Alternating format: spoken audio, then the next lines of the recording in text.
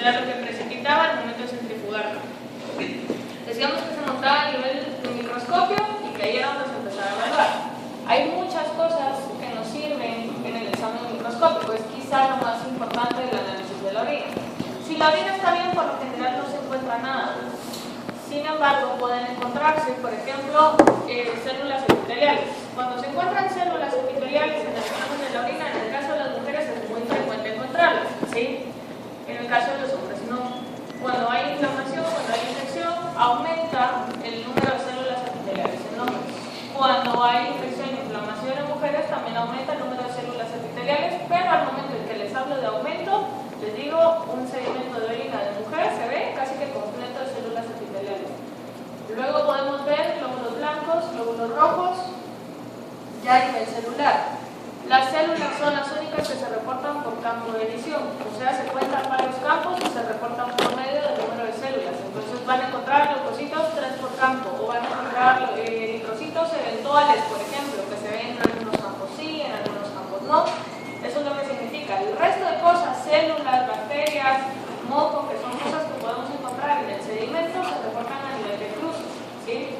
Entonces, donde una cruz es lo más bajo, 0 es nada, una cruz es lo más bajo y 3 cruces es lo más alto que van a encontrar. Les decía, células epiteliales, moco. El moco se ve así como arañitas a nivel microscópico, como pelos de araña a nivel microscópico, pero el moco aparece cuando hay infección e inflamación, ¿sí? A veces se observan talcos y así, contaminaciones de muestra. ¿Qué más? Podemos encontrar epitelio renal también a nivel microscópico. Encontrar epitelio renal es ya un mal pronóstico para el paciente, porque ya el riñón prácticamente se está deshaciendo como para que la célula aparezca en la orina. ¿Qué más podemos observar a nivel microscópico? Bacterias también pueden verse. Si hay muchos glóbulos blancos, yo esperaría encontrar muchas bacterias, ¿sí? ¿Qué más? Creo que solo, ¿sí? Por lo menos esos, cristales. Los cristales son bien importantes.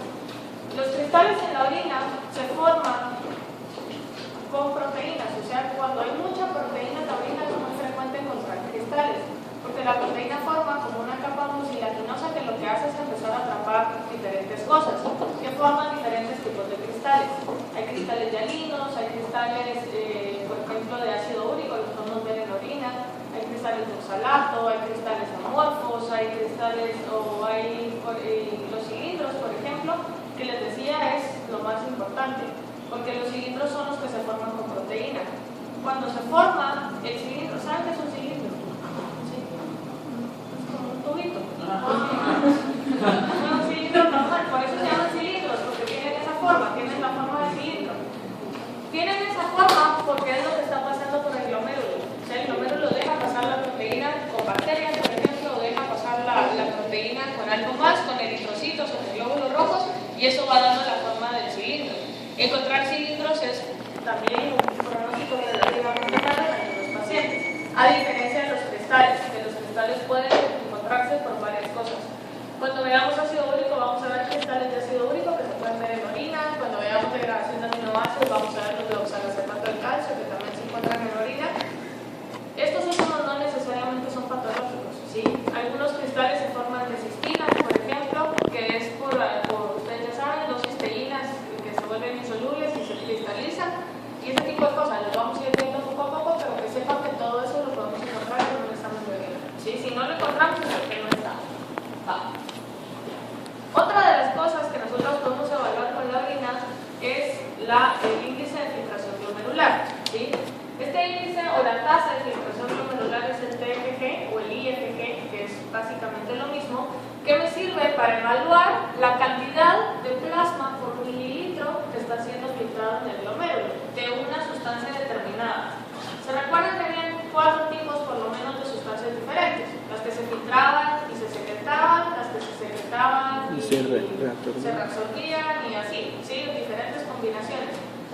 No todas las sustancias me sirven para un indicador de la tasa de filtración glomerular.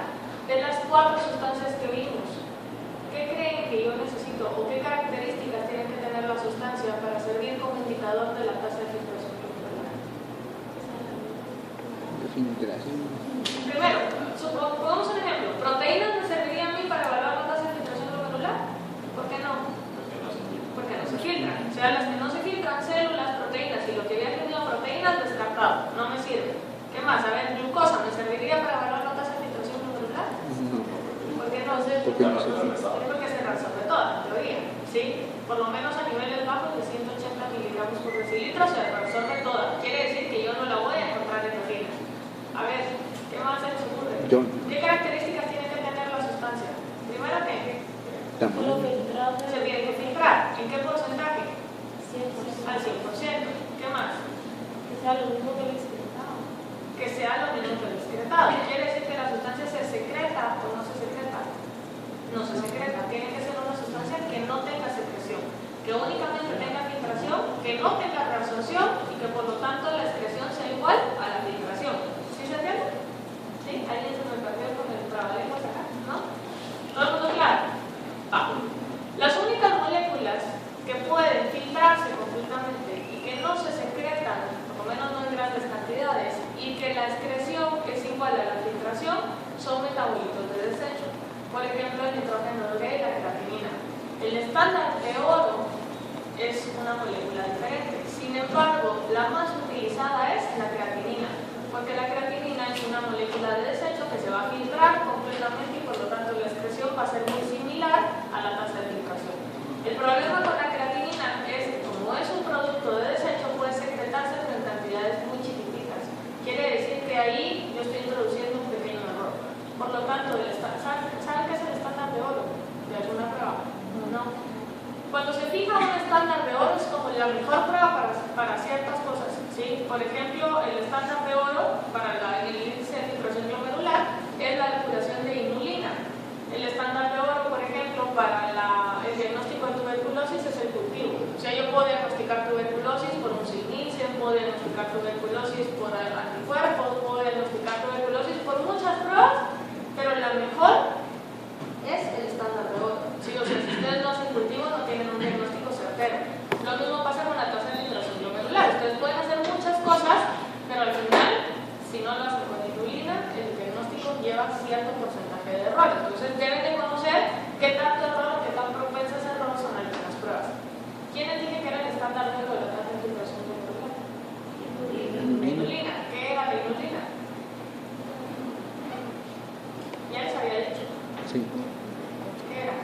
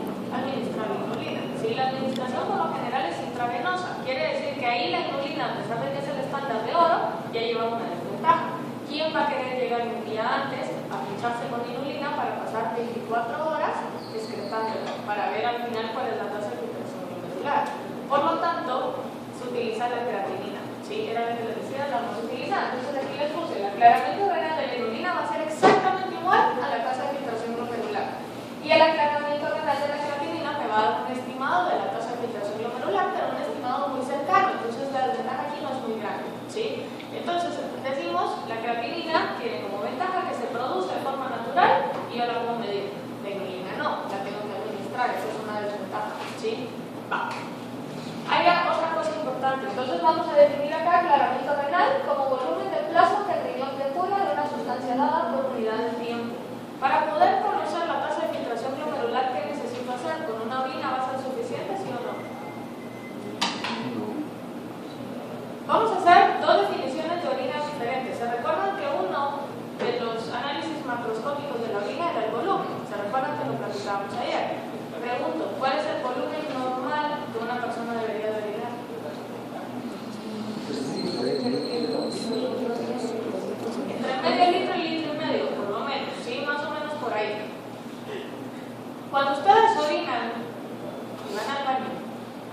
forma normal, más o menos cuánto orina.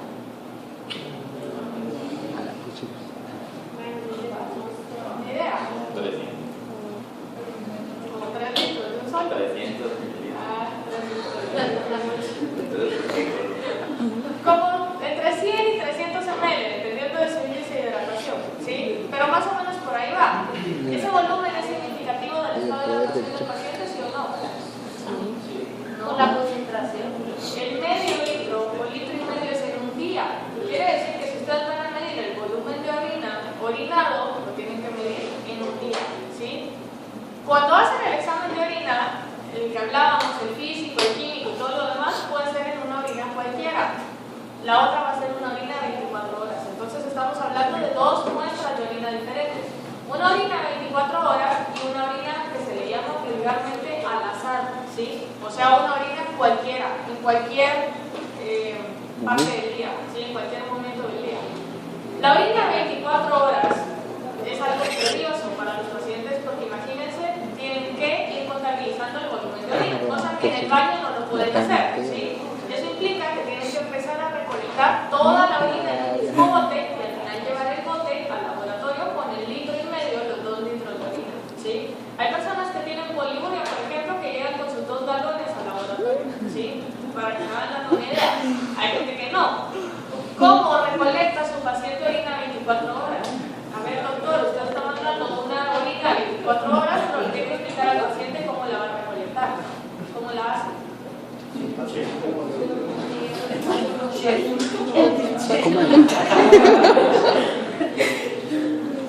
Eso es importante. Primero el bote, ¿sí? Vaya a la farmacia y se compra un bote grandote. ¿Los han visto? No. Nunca los han visto. Son unos botes como de este tamaño, ¿sí? Algunos son anaranjados porque deben de cuidarlo la luz, porque si no, cuando hacen mediciones de bilirrubinas, ese tipo de cosas, por ejemplo, se degradan, ¿sí? Y que estén predispuestos a la luz hace que el color y todo eso de la orina vaya cambiando. Entonces es importante que el bote sea oscuro, ¿sí? Si el paciente orina mucho, que se compre sus 2 botes de una vez. No. Compran el bote. ¿Qué más? ¿A qué hora empieza a orinar? La primera vez. La primera orina en la mañana. Empieza mañana temprano a orinar. ¿Cuándo termina? Antes de acostarse. No, al día ¿Antes siguiente. de dormir? El siguiente día en la mañana. A ver, cuando ustedes orinan en la mañana, ¿es orina de la noche o es orina de la mañana? De la noche. En la mañana. ¿Y se olvidó en la noche? Entonces, La segunda sería que la primera no se toma. no. En la segunda no, la primera orina no se toma en cuenta, porque es la filtración de todo lo correspondiente al día anterior, ¿sí? Entonces aquí lo primero que tienen que hacer es resetear la vejiga, ¿sí? Van al baño, orina y orina todo, ¿sí? Todo completamente. La segunda vez que le den ganas de orinar en el día, ya lo hacen en el bote. ¿Cuándo termina? Es el otro día. La primera orina del día siguiente. Orina, empaca sus cosas y se va al laboratorio a dejar. ¿Sí? Entonces, eso es lo importante. O sea, saber cuándo empiezan y cuándo terminan. Los pacientes en teoría deben ir cargando el bote de arriba abajo todo el tiempo. ¿Sí? Usualmente son personas que tratan de hacer la orina un día que estén en su casa. Porque hay algo más.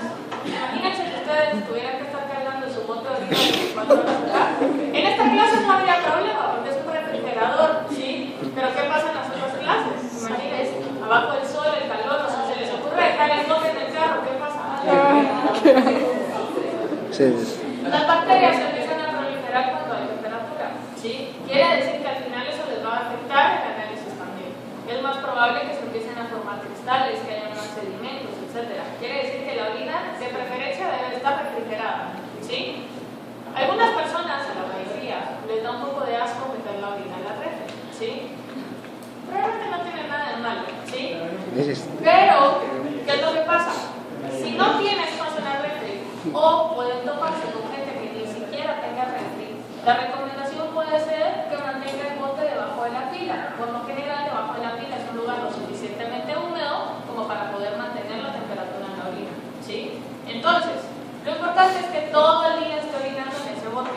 ¿Qué les recomiendan el agua. Si sabe que tiene que orinar, va a estar tomando más agua, ¿sí o no? Si sabe que puede orinar mucho, prefiere no tomar agua para no estar orinando sobre el bote. ¿Cuál es la recomendación sobre el consumo de agua? Que sea Que sea normal. normal, ¿sí? Que es algo bien difícil de lograr en los pacientes porque siempre están como sujetos a esas variaciones, ¿sí? Va. Ya recolectó la orina 24 horas. Le hago la definición del aclaramiento renal otra vez. ¿Qué más necesita hacer ese paciente?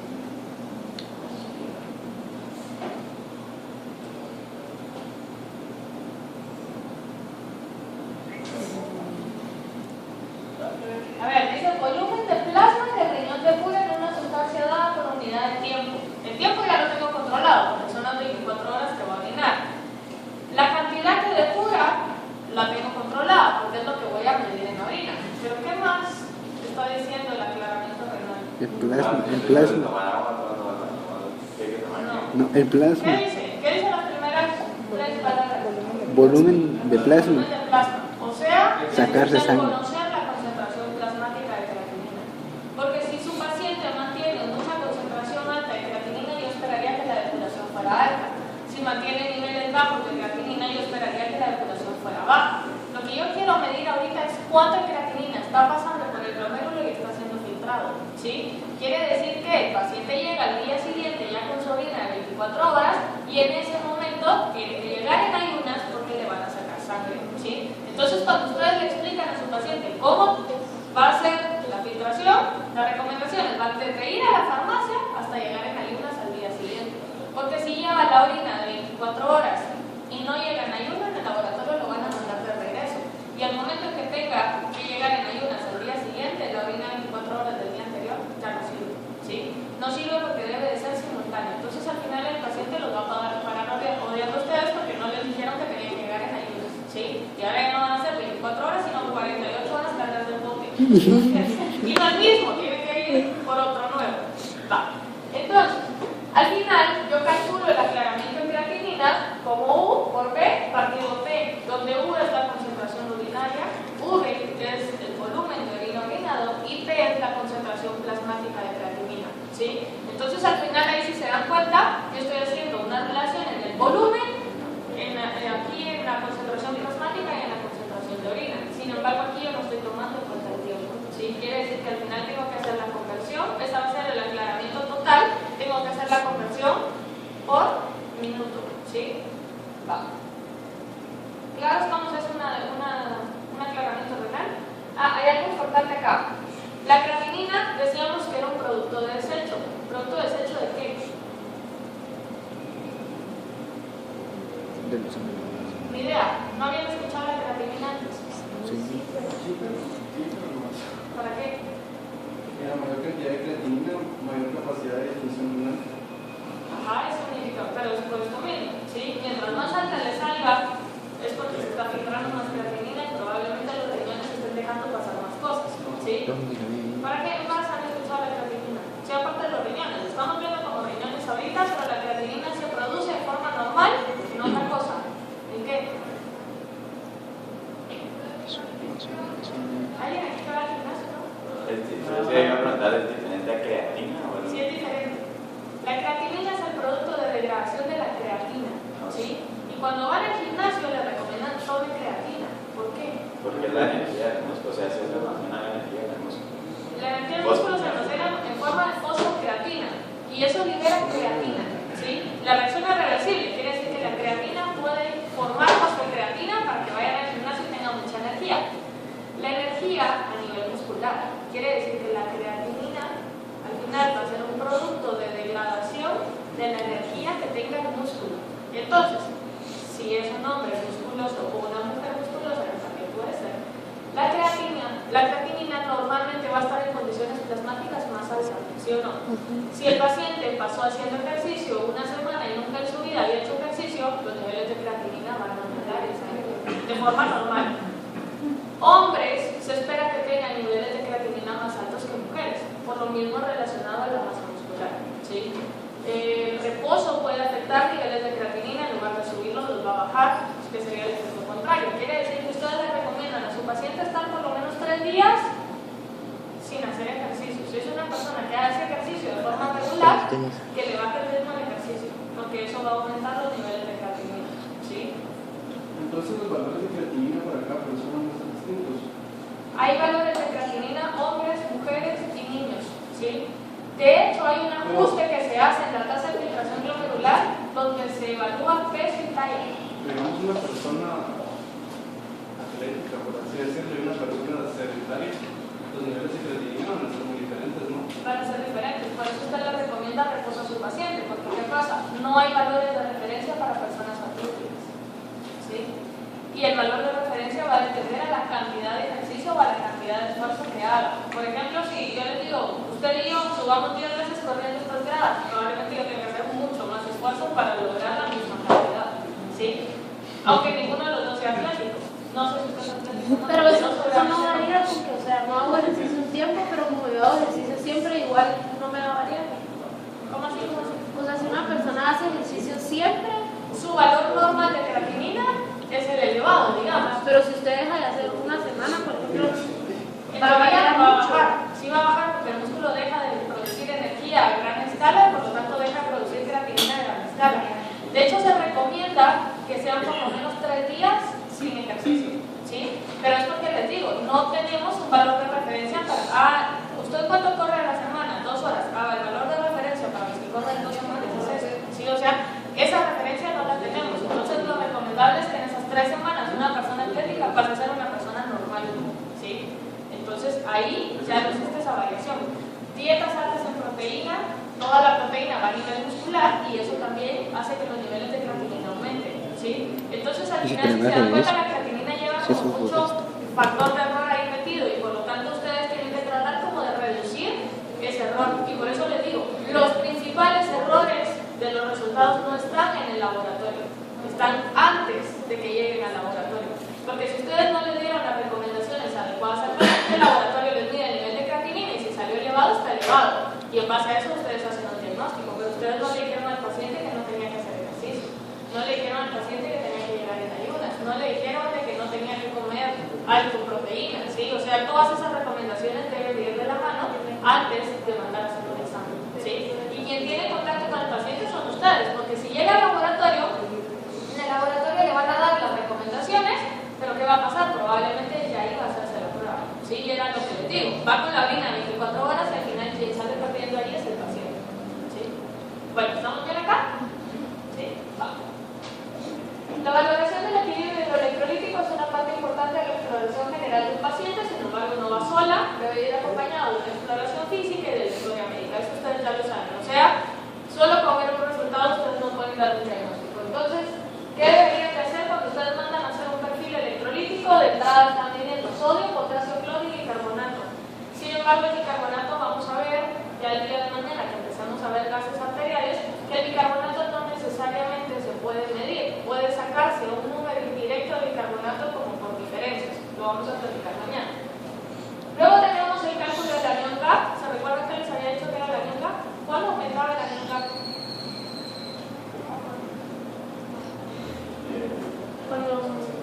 Cuando entraba. No. cuando aumentaban otros años. ¿Otros años? ¿Cuál? Claro. El cloro sí lo medimos. Sodio. Los que no se pueden medir Sodio, potasio, no también. son cationes. Decíamos, anión GAP, lo que están midiendo es el aumento en otros aniones que son ácidos no volátiles, porque si se recuerdan los ácidos estaban desprotonados a pH fisiológico, ¿sí? Quiere decir que son ácidos orgánicos, o sea, cuerpos cetónicos, lactato, ¿qué más? Los sulfatos, los fosfatos, ese tipo de aniones que va a estar desprotonado a pH fisiológico es lo que está midiendo esta brecha aniónica, ¿sí? Va. ¿Cómo se calcula? Suma de cationes menos la suma de los aniones medidos. Entonces, en este caso, si se fijan, aquí va a ir variando dependiendo de las concentraciones que el paciente tenga. Por ejemplo, si el paciente tiene mucho sodio, yo voy a esperar que esté en un GAP como me salva. Alto o bajo. Alto, ¿sí? Si el paciente tiene mucho sodio, por ejemplo. Si el paciente tiene poco cloro o poco bicarbonato porque está ante una acidosis, por ejemplo, ¿cómo esperaría en el anión GAP?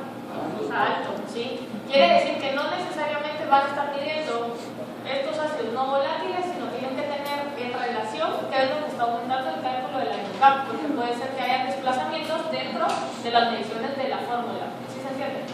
¿Sí? Va. Luego el volumen de orina, que decíamos que el volumen de orina solo puede ser calculado en qué tipo de orinas. 4 horas o las sangre. 4 horas, ¿sí?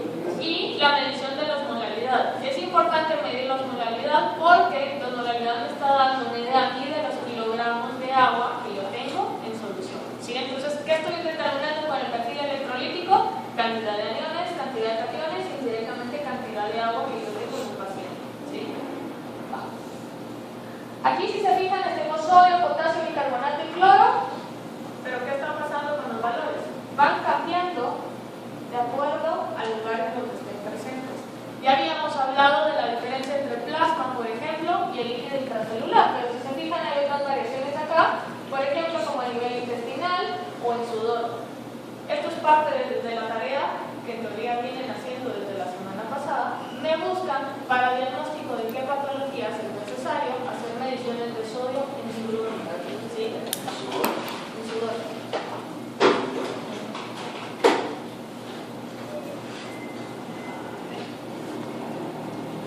Bueno, entonces si se fijan, lo que quiero que vean es que el valor de referencia de cada electrolito varía dependiendo del compartimiento en el cual hagan la medición.